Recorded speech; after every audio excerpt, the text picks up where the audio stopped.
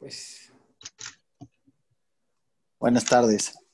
buenas tardes, Buenas Roberto. tardes. Buenas tardes. Listo, doctora. Ya está. Adelante. Muy bien, cuando ustedes me indiquen.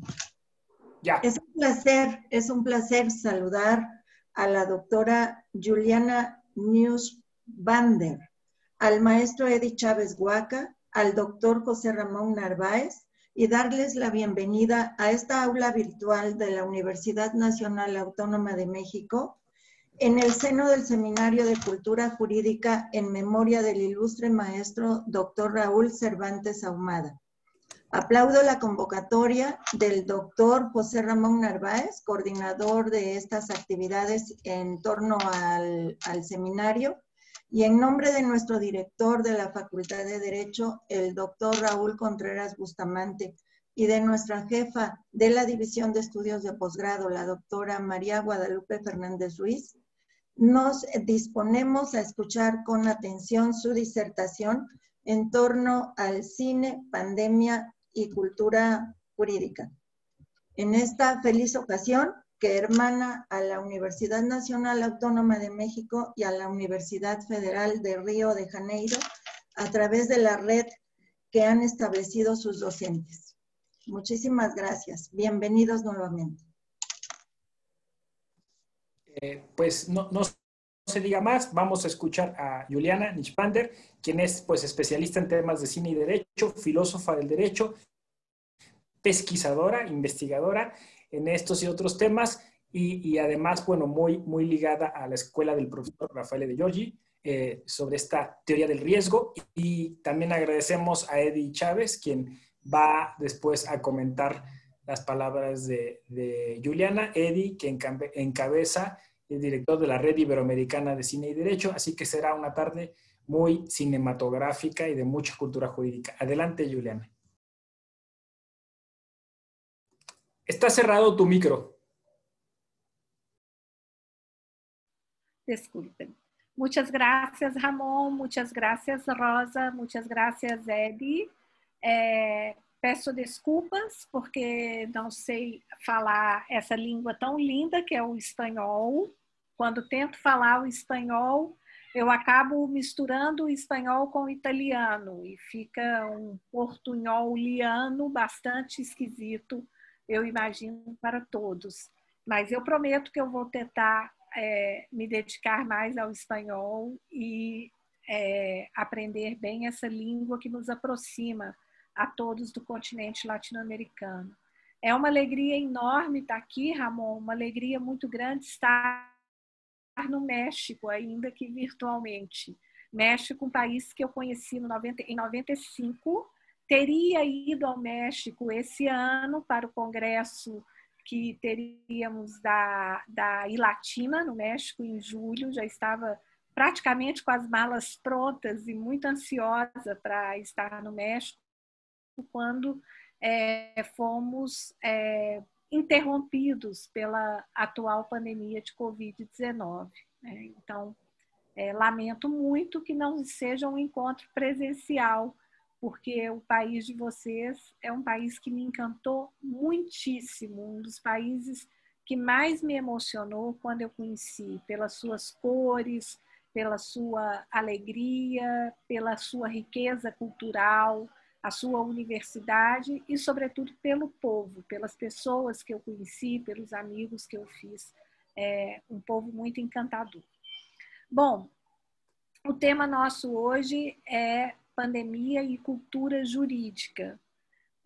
Eu vou falar um pouco sobre a questão da pandemia e depois entrar no tema da cultura jurídica e falar de uma experiência que nós fizemos, eu já falei no seminário da Rede Ibero-Americana com Ramon e Ed, sobre o seminário Emergência ao Quadrado, que foi um seminário de Direito de Cinema que nós começamos no dia 16 de abril de 2020, exatamente um mês após a interrupção das atividades aqui no Brasil, um mês após o início da crise sanitária no Brasil. Então, vou dividir a minha exposição nesses três momentos. Primeiro, falar da atual crise pandêmica, depois falar um pouco da cultura jurídica e da cultura jurídica popular e do cinema, e depois falar dessa nossa experiência com o direito e cinema. Falar dessa nossa experiência com o direito e cinema.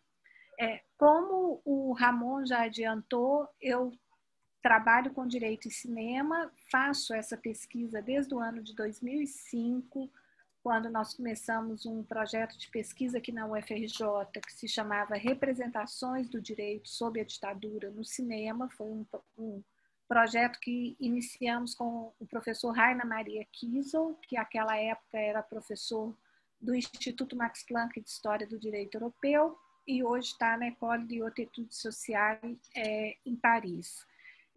A partir desse projeto, constituiu-se um grupo de pesquisa de Direito e Cinema, e desde 2005 nós temos realizado vários seminários internacionais, publicamos um livro, estamos agora às vésperas de publicar um segundo livro, que deve sair até o final do ano, e seguimos nessa experiência de pensar o direito a partir do cinema, de pensar o cinema e o direito juntos.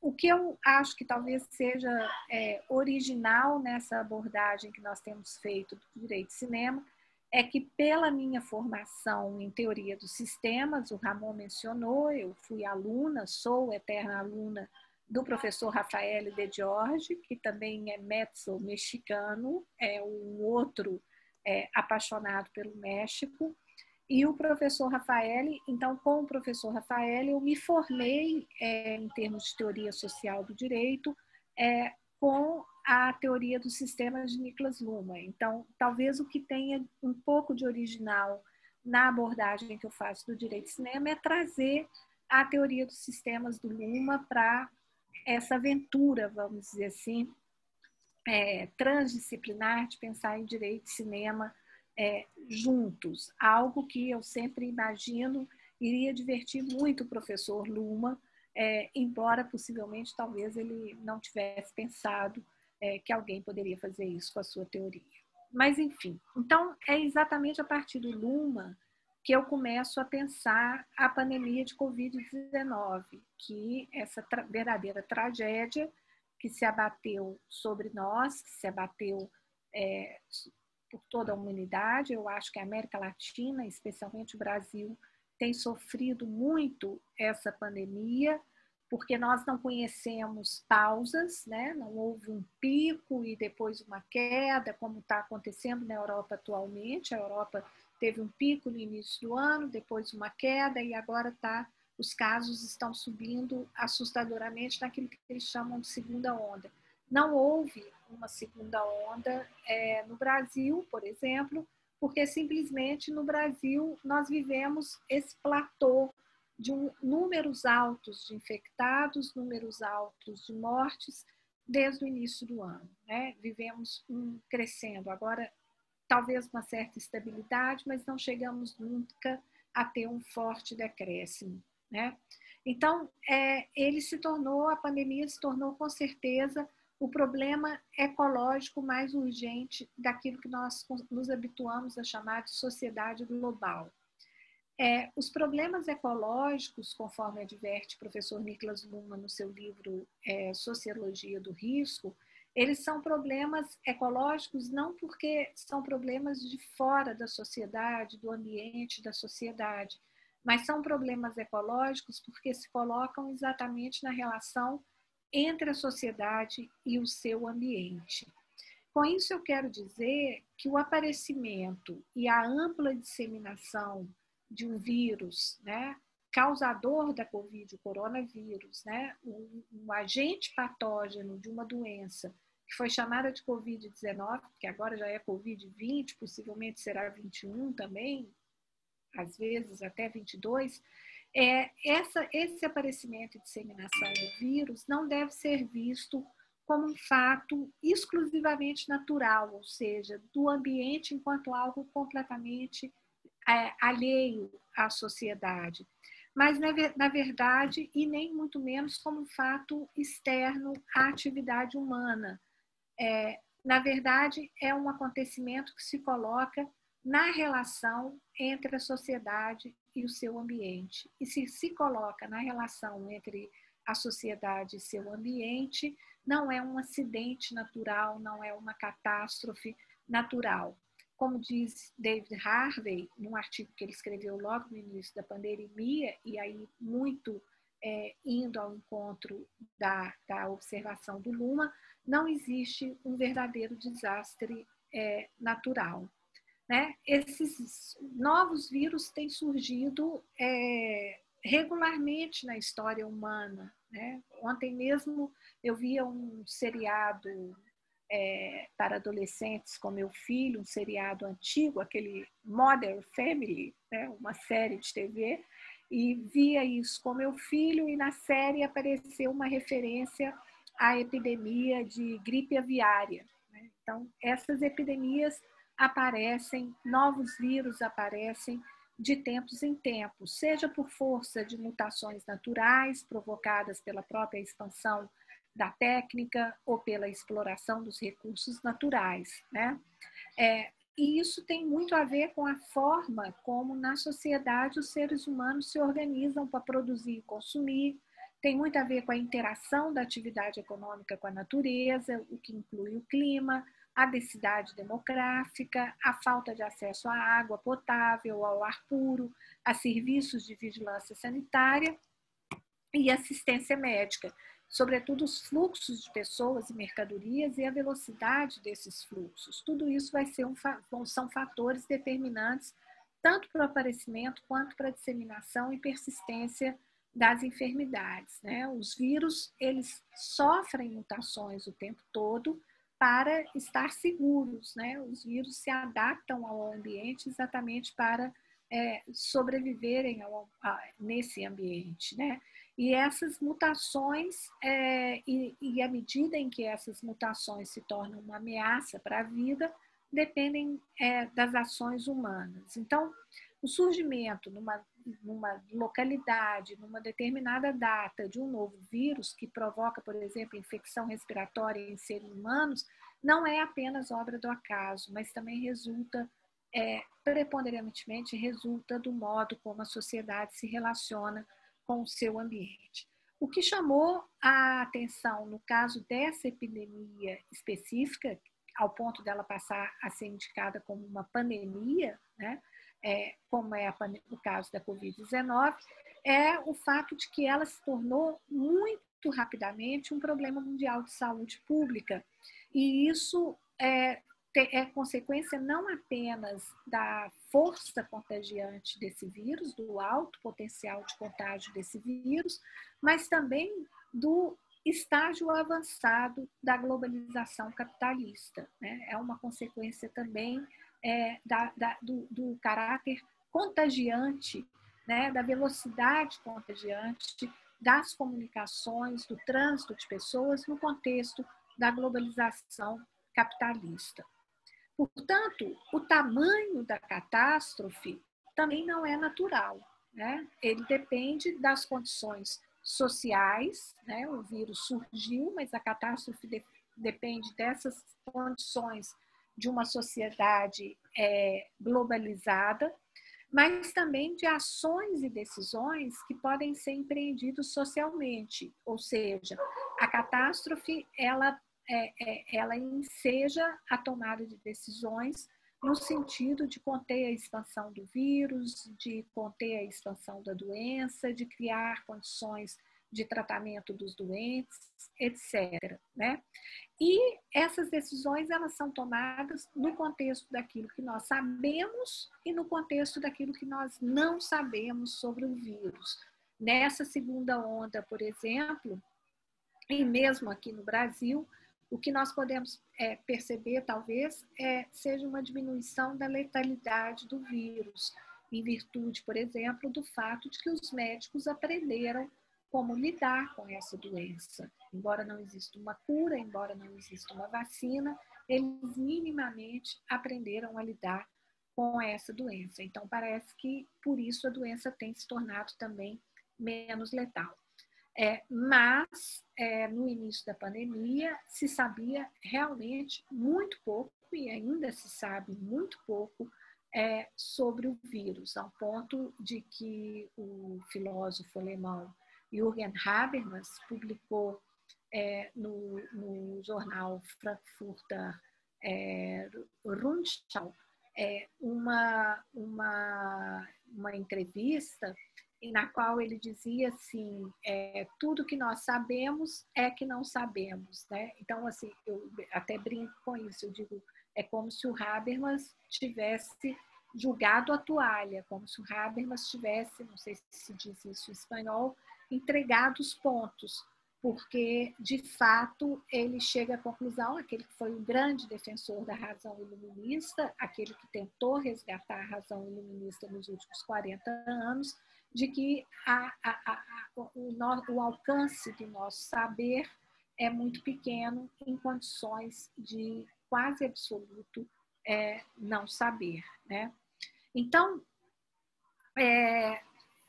são condições em que nós sabemos ainda pouco sobre o vírus, né? E nessa sociedade que se reconhece global, isso é uma outra característica que o Luhmann chama atenção na sociologia do risco, as catástrofes não são limitadas temporalmente e espacialmente, como aconteceria, por exemplo, com a queda de uma construção, a explosão de uma caldeira a vapor do século XIX, ou mesmo a queda de um avião no século XX, ou o rompimento de uma barragem, né, que é um tema muito presente no Brasil. Nós vivemos muito esse problema do rompimento das barragens no Brasil. As catástrofes contemporâneas, elas se estendem no espaço, elas são tanto globais quanto locais, e apresentam-se sob o tempo da urgência e da necessidade, que é o presente. Mas elas trazem consigo, latente, sempre o problema do futuro e do não saber. Quer dizer, esse é um tema que está muito presente. Bom, o mundo infectado pela pandemia, ele tem se reconhecido, e essa passou a ser uma palavra cada vez mais presente no debate sobre a pandemia, como um mundo em crise, né? E quando se fala um mundo em crise, certamente que nós estamos vivendo uma crise, se fala numa crise que a um só tempo sanitária, mas que também pode ser, e em muitos contextos, uma crise econômica e uma crise política. A noção de crise, como nós sabemos e aprendemos com Reinhard Koselleck, ela tem sua origem na literatura médica, né? E na literatura médica, os médicos usam a palavra crise, essa origem é bem remota, na verdade, quando o termo crise começa a ser usado no vocabulário político com Rousseau, isso já se dá, né, tomando o termo da literatura médica, exatamente no contexto em que se trabalha a ideia de corpo político como uma metáfora inspirada também na medicina, né, na biologia. Ela vai ter sua origem na literatura médica e a palavra crise vai indicar o ponto em que o paciente precisa de uma intervenção cirúrgica, uma ajuda emergencial. Então, indica um certo estágio da doença que seja uma intervenção. E na linguagem política, a mesma coisa, né? É preciso, quando nós falamos em crise, uma crise sanitária, uma crise política, uma crise do direito, o que nós estamos reclamando é por uma intervenção, por uma cura, né? Para que o paciente saia do estado grave, né? Bom, é aí que entra tanto o direito quanto a política. É aí que essa pandemia ela vai significar um desafio muito grande, tanto para o direito quanto para a política. Por quê? Porque é, sobretudo, do sistema jurídico e do sistema político, para além da ciência e da saúde, que obviamente estão implicados nesse contexto, é do direito e da política que se espera que sejam tomadas as decisões necessárias ao tratamento cirúrgico da crise pandêmica, né? E o que nós vemos? Nós vemos, de um lado, o direito, né, que fala de direito à saúde, de preservação da vida, mas que também fala de liberdade de circulação de pessoas, de liberdade de pensamento. em direito a se recusar a tomar uma vacina que certamente protege não apenas aquele que toma a vacina, mas também a todos os outros, a coletividade, né? E do outro lado, do lado da política, a gente vê que se fala, infelizmente não em toda parte, por exemplo, não é o caso do presidente do meu país, não é o caso do Brasil sobre Bolsonaro, a política fala da necessidade de salvar vidas, de equipar hospitais, mas também de adotar medidas de segurança sanitárias, que implicam em restrição das liberdades de um lado. Mas, de outro lado, a política também fala em garantir as condições para que a economia continue a girar e que os impactos da pandemia nessa seara econômica sejam minimizados, né? Um grande temor do efeito econômico da pandemia. Bom, é nesse cenário, né, que temas que não são nem tão velhos assim, são velhos temas, mas que estão sempre presentes, como estado de exceção ou estado de emergência, reaparecem a desafiar aquela estabilidade do arranjo, né, sistêmico de direito e política, né? Da pena de um famoso crítico literário italiano, saiu o grito: estado de exceção. Obviamente que é abusivo referir-se à noção de estado de exceção para indicar a posição de governos que adotaram medidas de emergência para enfrentar uma situação que de fato é excepcional. Alguns meses depois do infeliz artigo de George Agamben, quando ele falou que era um estado de exceção, uma limitação da circulação de pessoas, e chegou ao ponto de dizer que o Papa Francisco deveria correr aos leprosos, como Jesus correu aos leprosos, e abraçar os doentes de Covid, enfim. Alguns tempo depois desse circular, desses infelizes artigos de George Agamben, a Europa enfrenta uma segunda onda, e nesse contexto a gente vê também algo muito curioso, que são os protestos das pessoas que não querem usar máscara, se recusam a adotar as medidas de segurança. Algo que ressoa, mesmo aqui no Brasil não chegamos a um ponto tão grande, mas vimos os apoiadores do presidente Bolsonaro também protestarem contra governadores, prefeitos, que adotaram medidas de segurança, né? Bom, de novo, o tema do estado de exceção. Medidas de contenção de circulação de pessoas, chamadas de distanciamento social, foram tomadas por muitos países. Essas medidas certamente são uma excepcionalidade, mas não podem ser confundidas com o estado de exceção, em que o direito é suspenso in totum, como dizia Carl Schmitt, ou mesmo com a noção de estado de exceção normalizada em relação aos oprimidos, como diria Walter Benjamin. Embora, de fato, o verdadeiro estado de exceção que vivemos sob a pandemia seja muito mais dirigido aos pobres que são obrigados a trabalhar no contexto da pandemia do que aos ricos que podem, ou a classe média, que pode ficar em casa e se proteger da pandemia, mas que, na linguagem de Agamben, se sente limitada em sua liberdade por não poder sair às ruas como antes saía. Claro que não se exclui o risco de que essas medidas sanitárias excepcionais e necessárias possam ser utilizadas por governos para adquirir poderes excepcionais de ditadura, como aconteceu, por exemplo, na Hungria, em que o Viktor Orbán recebeu do parlamento amplos poderes para governar por meio de decretos, né? Bom, mas temos que reconhecer que isso é diferente de dizer que se trata da invenção de uma epidemia, como ousou dizer George Agamben logo no início da pandemia.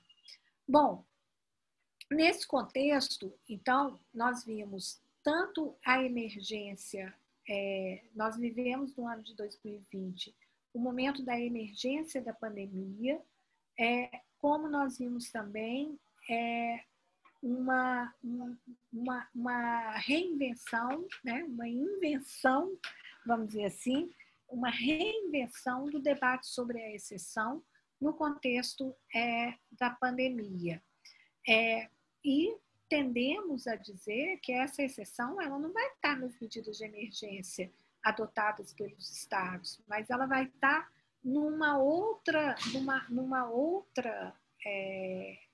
sob um outro patamar, numa outra dimensão, que seria de uma exceção, e aí eu falo do meu país, do que vem acontecendo no país, que tem penetrado e corroído o direito.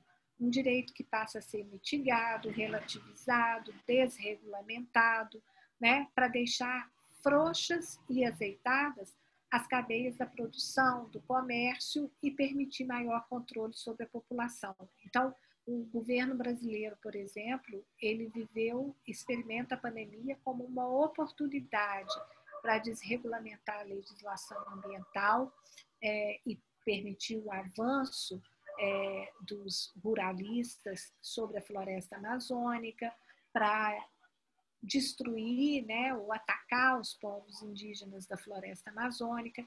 Isso foi dito pelo ministro do Meio Ambiente brasileiro numa reunião ministerial em 22 de abril de 2020, que foi divulgada, né? Então, o que tem ocorrido no Brasil, né, é isso que talvez seja aquilo que melhor exemplifique da pior forma possível essa ideia de que a pandemia abre a possibilidade da instalação de um estado de exceção capaz de corroer o direito, né? A pandemia ela acaba exacerbando as contradições, exacerbando os problemas que já eram anteriores, não necessariamente foram provocados por ela. Então, é um momento também em que o direito se vê fortemente ameaçado. Eu acho que eu ainda tenho 10 minutos, Ramon.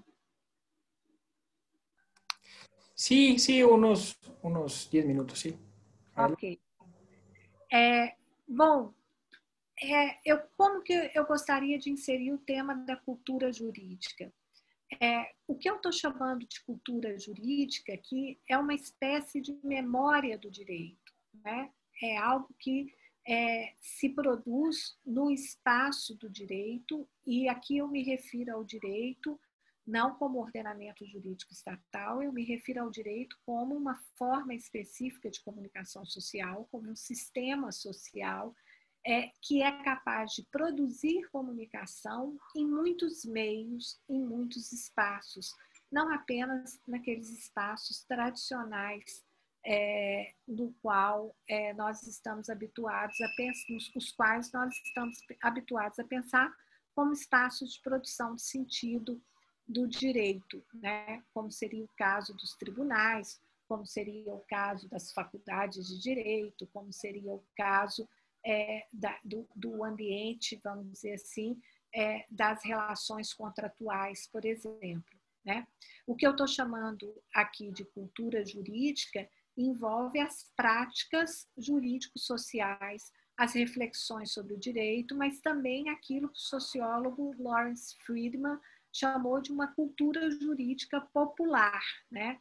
Pois o direito ele vai se inscrever nas mais diversas experiências sociais como um fenômeno genuinamente social que apenas muito recentemente na história da humanidade foi identificado com a figura do Estado e do aparato estatal, né? Então, desde 2005 que a gente tem refletido um pouco sobre essa ideia de um direito que se produz para além desses espaços tradicionais do direito. E levantamos a hipótese de um direito que se produz também no meio do cinema, de um direito que se produz como comunicação no meio do cinema, né?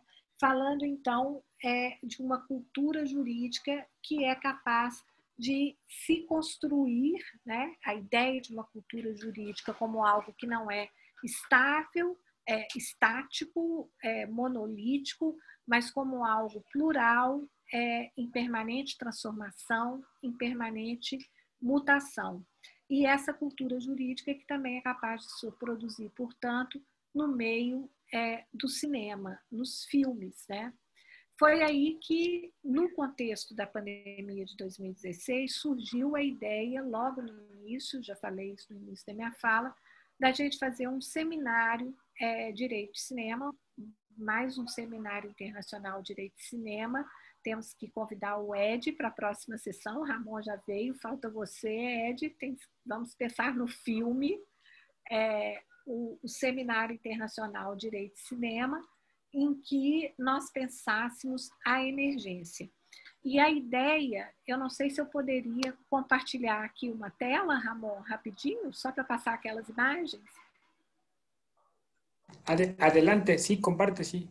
Creo que sí se puede, ¿verdad? Vamos ver se ela vai aparecer aqui. Espera aí, eu acho que eu tenho que pôr aqui.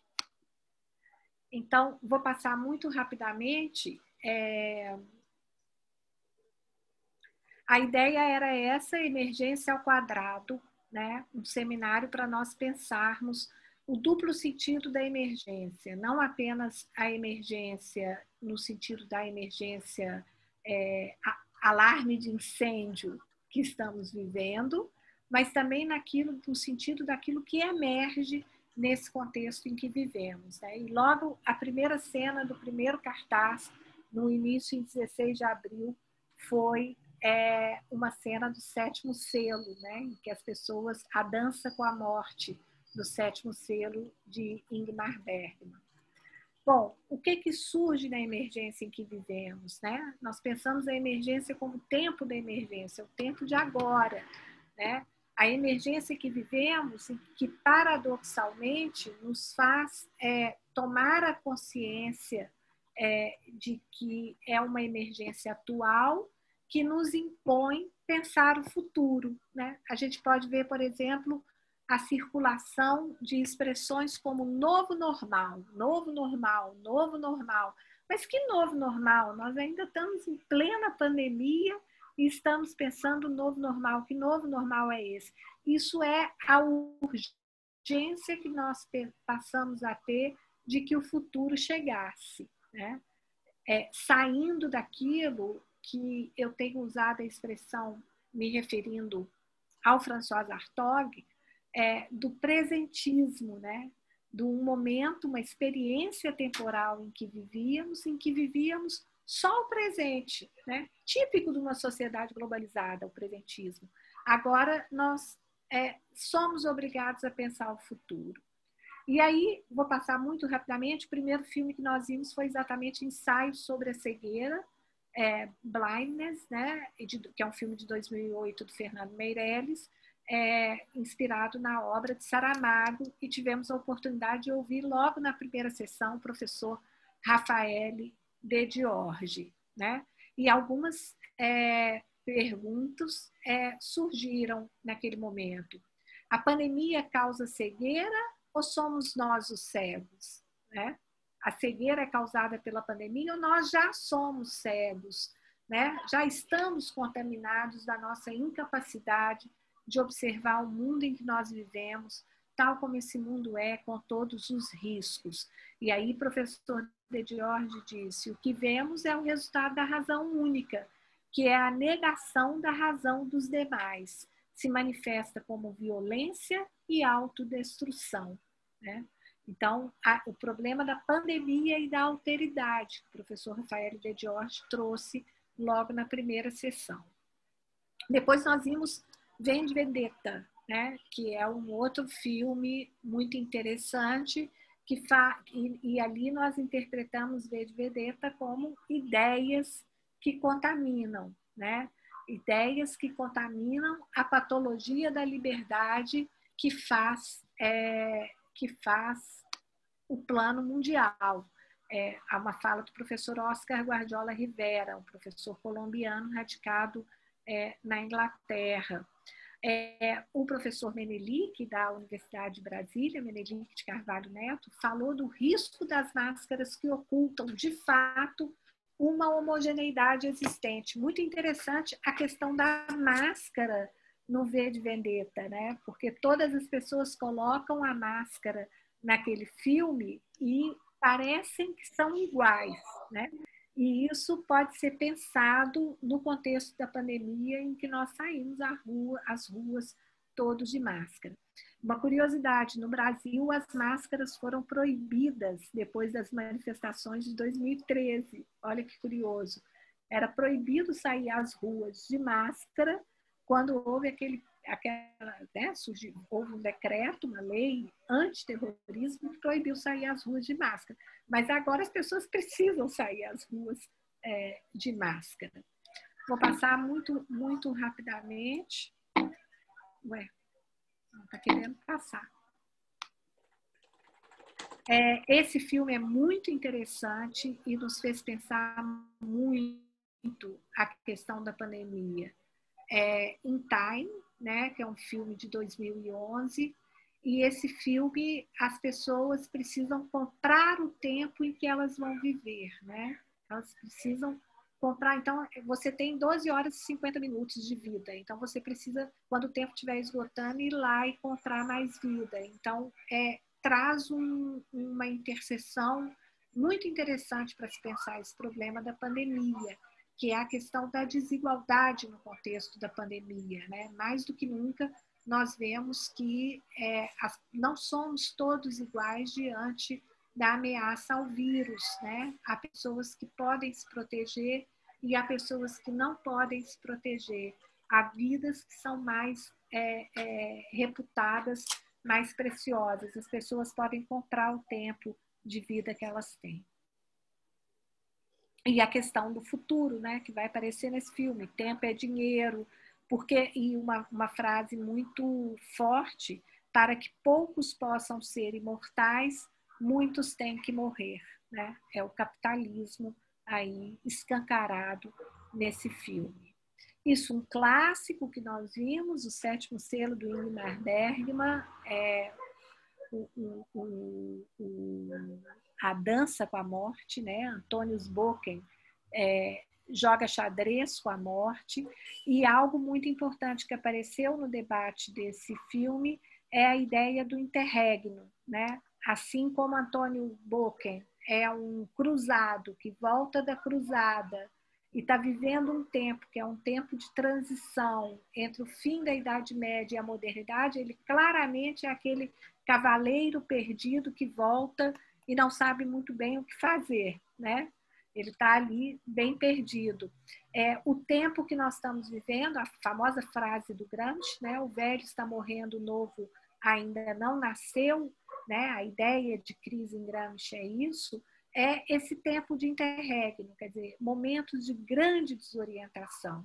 E, obviamente, o direito também se coloca nesse momento de grande desorientação, né?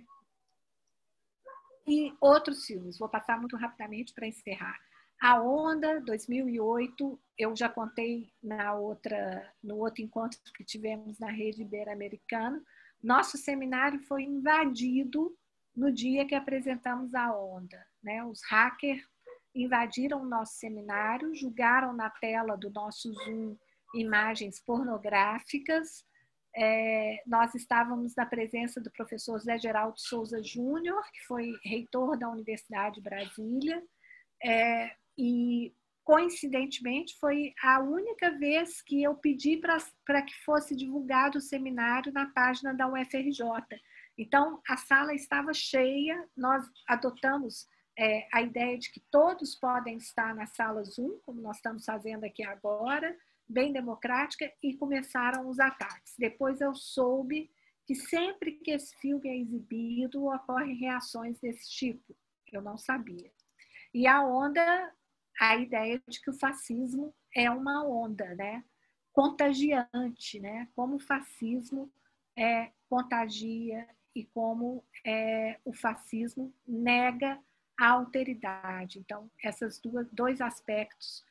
E o professor Zé Geraldo falou muito da importância de uma cultura jurídica contra o fascismo, de uma educação jurídica voltada contra o fascismo. Esse é o filme da minha querida amiga Maria Augusta Ramos, não sei se vocês viram, minha vizinha, que fala do processo de impeachment da presidenta Dilma, que foi um momento muito importante da corrosão do direito do Brasil, porque foi um momento em que a Constituição brasileira cedeu diante da pressão da política e afastou, sem crime de responsabilidade política, uma presidenta que simplesmente perdeu a sua condição de governabilidade porque a oposição derrotada nas urnas não se conformou com a derrota, né? Então, o filme fala esse avanço da política sobre o direito. Um filme muito conhecido, Citizenfour, né? Que é o caso Snowden, também foi discutido. J'accuse, trouxemos a professora Deise Ventura, da USP, que é especialista em direito internacional, também para discutir fake news, né? O Affaire Dreyfus é uma grande fake news numa versão mais antiga, né? Hoje nós temos as fake news muito mais velozes. O Labirinto do Fauno, que contou com o nosso querido Ramon, discutindo esse filme maravilhoso, um dos meus filmes preferidos, né? Foi uma discussão muito rica do Labirinto do Fauno. A Fita Branca, Bacurau também, um filme brasileiro belíssimo que discutimos em outra oportunidade. E a ideia de resistência, eu vou querer terminar minha fala exatamente com essa ideia. Um grande tema emergente, na minha opinião, no direito, nesse contexto da pandemia, não é o tema do estado de exceção, como pensou George Agamben, né? O grande tema que emerge, que deve emergir nessa pandemia, é o tema da resistência. E aí eu trago uma frase de uma escritora negra brasileira, que é Conceição Evaristo. Ela disse assim: se combinaram de nos matar, mas nós não combinamos de não morrer, né? Então, essa resistência que tem se manifestado, por exemplo, nas comunidades mais pobres do Brasil, nas favelas, em que as comunidades se organizam. E os líderes comunitários, muitas vezes até com a ajuda do tráfico de drogas, se organizam e vão às casas distribuir álcool gel, distribuir máscaras, orientar a população, coisa que o Estado não está fazendo, né? Então, isso é resistência, né? E o tema da resistência que aparece, né? Esse sertão, né? Essa zona agreste do Brasil que é retratada do Bacurau, hoje, na verdade, é o mundo, né? O mundo está se transformando num grande sertão, onde as pessoas, mais que nunca, têm tentado e procurado todas as formas de resistência. E quando eu disse que a resistência é o outro lado da exceção, eu quero dizer que a resistência não é só uma atitude política, mas é sobretudo um direito. E um direito que muitas vezes é deixado de lado pelas nossas constituições, me parece que não pela Constituição mexicana, não sei se eu estou certa, Ramon, muitas vezes deixado de lado pelas nossas constituições, mas que é um direito anterior à própria Constituição. Então, aquilo que eu tenho tentado refletir ultimamente é também pensar a normatividade do direito, aquilo que o Kelsen chamou de dever ser, como sendo resistência. O direito é direito porque ele é capaz de resistir aos fatos. E agora nós temos que construir uma cultura jurídica da resistência. Então, é mais ou menos isso que eu queria. Obrigada. Obrigado, Juliana, pela fala. Muy bien, muy puntual, muy atinado. Además, entiendo que el tiempo era corto y pues te agradezco mucho estas reflexiones. Me parece un giro afortunado, ¿no? No quedarnos con la idea del estado de excepción permanente, sino darle la vuelta y hablar de derecho a la resistencia. Me parece genial. Bueno, pues damos ahora el uso de la voz a Eddie para que glose esta fala. esta charla. Muchas gracias, Juliana, José Ramón, Rosa Carmen, cada uno de los presentes por habernos invitado a esta forma de conversación líquida, ¿no? Y bueno, en circunstancias que son inciertas, ¿no? Bueno, que no nos domestiquen, ¿no? Siempre hay que resistir frente a los esquemas que buscan dominar o usar de pretexto las catástrofes, ¿no? Para seguir sometiéndonos, ¿no? Pero bueno, no hay que dejarse. Al hablar de cine y derecho, la idea que se buscaba desde hace más de, ¿cuántos años ya? 10 años, ¿no? En México, con José Ramón Narváez en la Suprema Corte Mexicana. Teníamos una frase que puede sonar a cultura general, a obviedad, ¿no? Es decir, la idea de buscar otra manera de ver el derecho. Y hasta donde llegan mis noticias, es saludable como ahora hay publicaciones de todo tipo, ¿no? Y México es parte principal, me parece, de lo que viene a ser el desarrollo de cine y derecho, ¿no? Eso por un lado. Y de lo cual me llena de gratitud. Y por otro lado, identificamos también que hay núcleos muy importantes que trabajan cine y derecho que no conocíamos. Entonces, eso también es una señal de cómo la cultura jurídica latinoamericana no se conoce entre sí, ¿no? Yo pienso que peruanos, bolivianos, ecuatorianos, colombianos, nos conocemos más por las novelas brasileñas, por ejemplo, ¿no? O por el cine hollywoodense. ¿No? Es que hemos visto las mismas películas casi, o de alguna manera nos ha tocado estar cerca, que con nuestra propia cultura jurídica brasileña, colombiana o argentina, por ejemplo. Entonces, el mainstream norteamericano o el mainstream en general, y con ello me quiero referir al séptimo arte, es un arma potente, ¿no? Es un arma potente para poder discutir algo que no tiene que sonar a descalificación. Voy a tratar de decirlo de la mejor manera, ¿no? Cuando los profesionales, en este caso abogados, buscan mostrar y que muestren para discutir sus lugares comunes, ¿no? Lo que mejor saben, o sea, debe haber gente experta en Hans Kelsen, en neoconstitucionalismo, qué sé yo. Y veo con buenos ojos que el séptimo arte sirva, ¿no? De muchas maneras para poder discutir esas categorías jurídicas, por ejemplo. ¿Por qué? Porque la discusión, cuando es solamente lineal, textual y netamente importada, ¿no? Estas cosas que vienen sobre todo de Europa, que acá se recibe con mucha amistad o con mucha complacencia, la mayor de las veces, yo tengo una creencia de que la discusión de estas ideas y de estas cosas que vienen de otro lado pueden ser, si acaso no mejor entendidas, al menos visibilizar mejor el problema, ¿no? De si van a aterrizar en nuestros sistemas jurídicos, si se va a legitimar por el ciudadano común. O sea, el cine es un arma potente que no debemos tomar como algo ligero, solamente como un pretexto, solamente como un instrumento. No, es que nos vamos a distraer un rato con el cine, ¿no? No, los dictadores sabían muy bien que el cine era algo muy, muy especial. Kim Il-sung, Stalin, Franco incluso era director de cine, en fin, y sabían cómo usar el cine como un arma de persuasión de las masas. Entonces el cine históricamente nunca ha sido algo inocente, ¿no? Esa sería la tercera idea.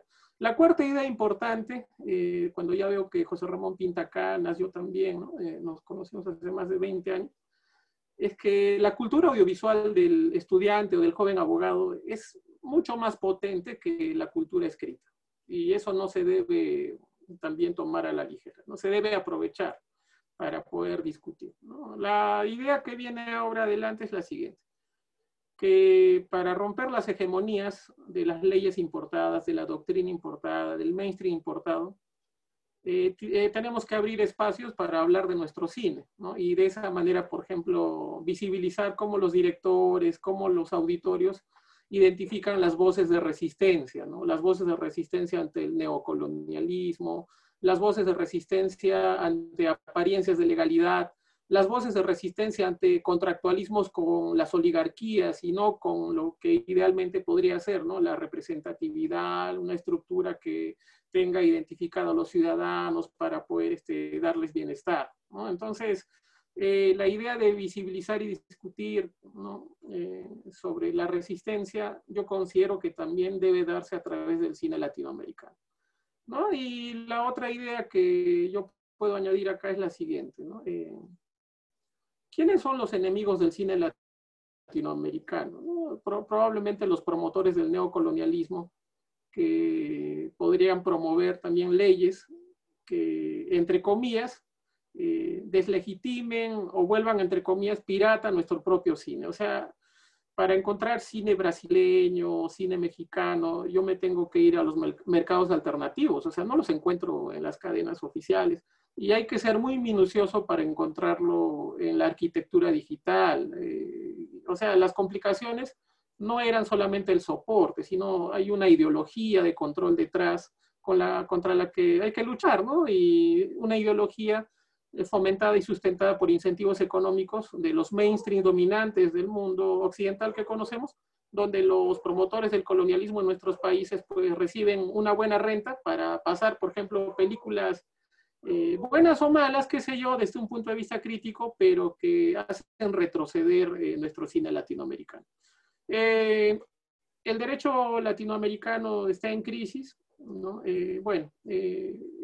Yo considero, para no hablar de manera general, en el Perú, por ejemplo, el derecho laboral, ¿no? El derecho a la sanidad pública, ¿no? Habían cosas que venían mal de antes, ¿no? Pero con la pandemia se han visibilizado las miserias con mucha mayor énfasis y habría que discutir, ¿no? Cómo podemos replantear, no sé si un nuevo contrato social, habría que replantear, no sé cómo le damos contemporaneidad al derecho, pero si solamente van a hablar los que creen que saben, o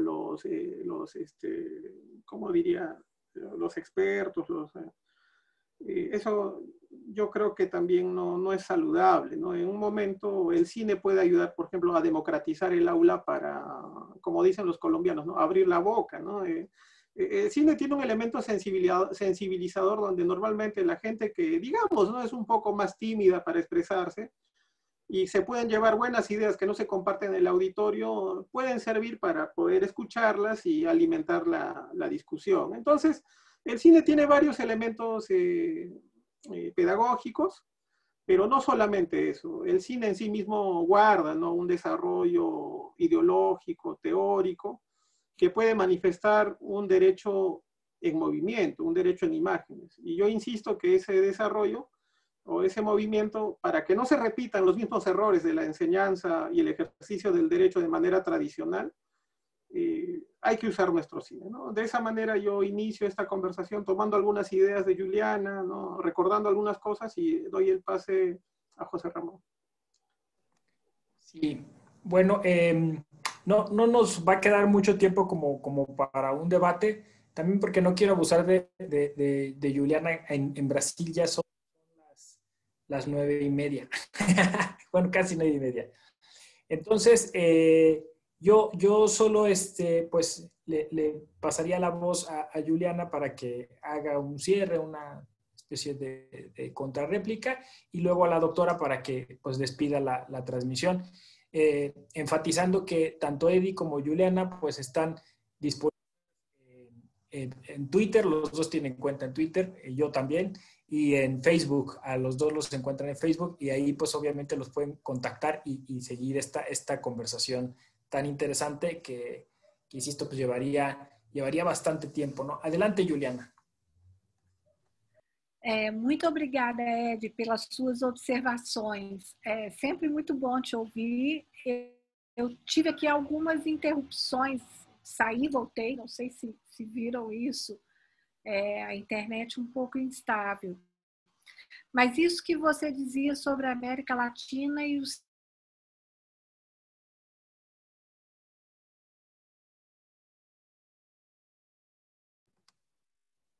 Parece que igual está teniendo... Deixa eu ver aqui, sobre o governo Bolsonaro. Hã? Me escuta? Perdimos um sobre pouco. O governo... Hã? Sob o governo Bolsonaro, e mesmo antes de Bolsonaro, com Temer, junto com a redução dos direitos, reforma trabalhista, reforma previdenciária, tudo aquilo que está na agenda do neoliberalismo extremado, do ultra-neoliberalismo, que é a redução máxima dos direitos, aquilo que eu tenho chamado de desconstitucionalização da Constituição de 88, né? A retirada dos direitos sociais, como que, paralelamente a isso, vem acontecendo um ataque à cultura, né? Ao cinema. Então, não só ao cinema, a outras manifestações culturais, mas eu tenho alguns amigos que trabalham com cinema, que são cineastas, e houve um corte, projetos que estavam aprovados para filmes serem realizados, que o dinheiro não foi repassado, os ataques, o fim dos editais de financiamento. Então, o cinema nacional brasileiro sofreu, né? O povo brasileiro perdeu os seus direitos e o cinema nacional brasileiro perdeu o seu apoio para existir. Quer dizer, a destruição da cultura anda junto com a destruição do direito. E eu acredito que esse é um fenômeno que não é só brasileiro, porque é um fenômeno da agenda, o ataque à ciência, o nacionalismo científico, da agenda do ultra-neoliberalismo. E por isso é muito importante a conexão entre os pesquisadores e as universidades latino-americanas, porque nós podemos pensar junto como isso está acontecendo nos nossos diferentes contextos e criar juntos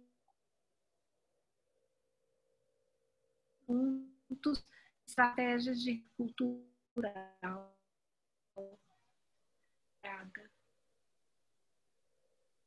Bom, eu só tenho a agradecer, Ramon, a oportunidade de estar aqui com vocês.